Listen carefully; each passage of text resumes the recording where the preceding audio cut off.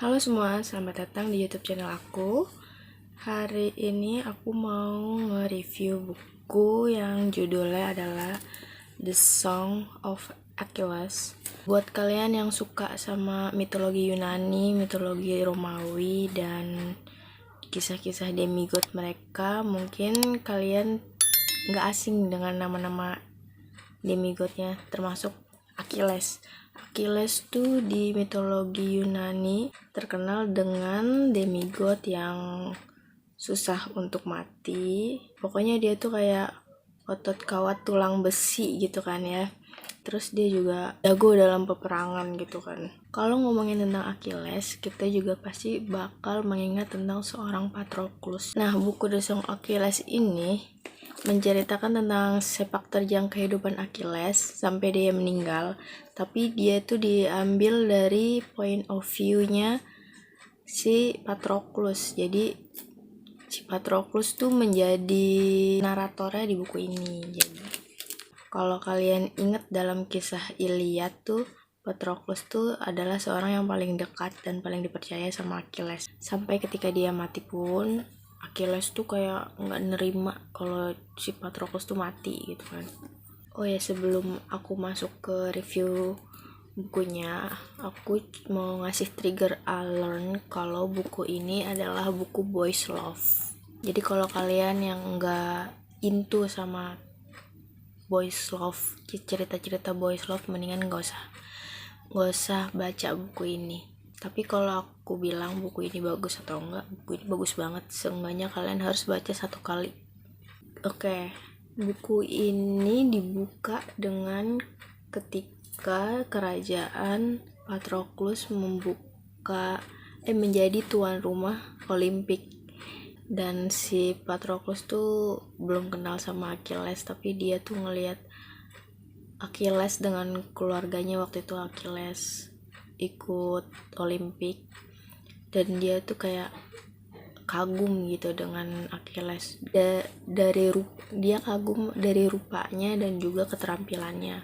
Singkat cerita, si Patroclus kan kayak anak yang gak diharapin gitu kan, karena dia tuh kayak gak punya keterampilan yang bagus gitu, badannya lemah dan lain-lain gitu. Akhirnya bapaknya ngajak dia untuk ikutan ngelamar Putri Helen. Putri Helen tuh pada zamannya adalah wanita yang paling cantik gitu.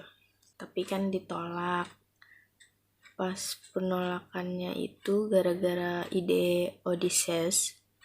Correct me if I'm wrong cara bacanya. Gara-gara ide Odysseus kan, kalau misalnya ada hal-hal yang terjadi dari Putri Helen, kita para pelamarnya harus siap sedia untuk membantunya gitu. Makanya setelah itu Patroclus dan ayahnya pulang lagi ke kerajaannya. Pada suatu hari Patroclus tuh terkena insiden tidak sengaja membunuh seorang putra mahkota, atau pokoknya seorang anak dari suatu kerajaan yang kerajaannya itu berteman gitulah dengan ayahnya. Dan karena itu akhirnya dia diasingkan. Lalu dia diasingkan ke kerajaan Achilles. Nah, dari sinilah perkembangan pertemanan antara Achilles dan Patroclus. Awal-awalnya itu loh, Patroclus tuh kayak benci banget sama Achilles karena Achilles tuh terlalu bersinar begitu, menurut dia terlalu sempurna bagi dia yang tidak sempurna di mata banyak orang gitu. Tapi lama-kelamaan semakin dia berteman dengan Achilles, dia malah semakin kagum dengan seorang Achilles gitu. Pada akhirnya dia mendedikasikan dirinya untuk sebuah kemasyhuran Achilles gitu kan. Oke, menurut aku tuh Madeline Miller sangat epik banget dalam menarasikan kisah Patroclus dalam buku ini. Kita tuh diajak merasakan gimana sedihnya menjadi seorang Patroclus sebelum dia bertemu dengan Achilles, terus rasa irinya terhadap Achilles, ya kan? Tapi juga ngagumin Achilles gitu. Kalian tau lah rasanya gimana ya kan?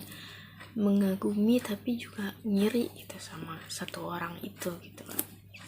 Nah, dari buku ini kita dapat melihat hal lain dari seorang Achilles. Ada hal-hal indah lainnya selain takdirnya yang harus membunuh banyak orang demi kemenangan bangsa Yunani dalam perang Troya. Kan si Achilles tuh udah diramalkan kalau dia akan termasyur namanya kalau dia ikut dalam perang gitu kan. Pokoknya ramalannya dia akan termasyur tapi hidup dia nggak akan lama. Kalau boleh jujur sih, ini buku fantasi pertama pada tahun lalu yang aku bacanya tuh sampai bener-bener nguras emosi. Dari marah, terus kesedih, kedongkol. Terus aku sampai beneran nangis gitu pas baca. Di ending-ending terakhir, halaman-halaman terakhir tuh kayaknya nyesek banget. Gimana sih jadi seorang Patroclus tuh cuman mau hidup ya bahagia gitu kan sama Achilles, tapi kayaknya susah banget sampai pas dia mati aja susah banget.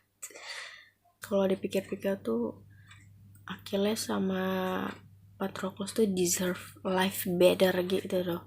Itu semua memang gara-gara dewa-dewi Yunani yang apalagi Apollo. Aku sebel banget sama Apollo di buku ini.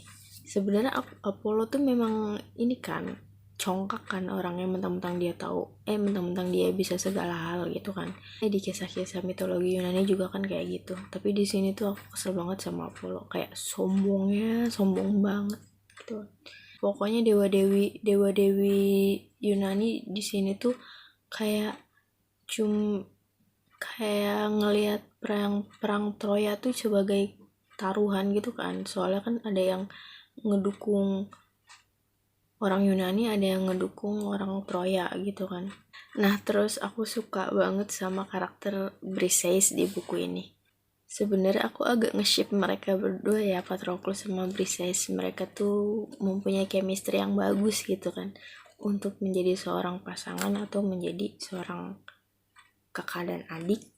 Mungkin kayak they have another level of love juga gitu.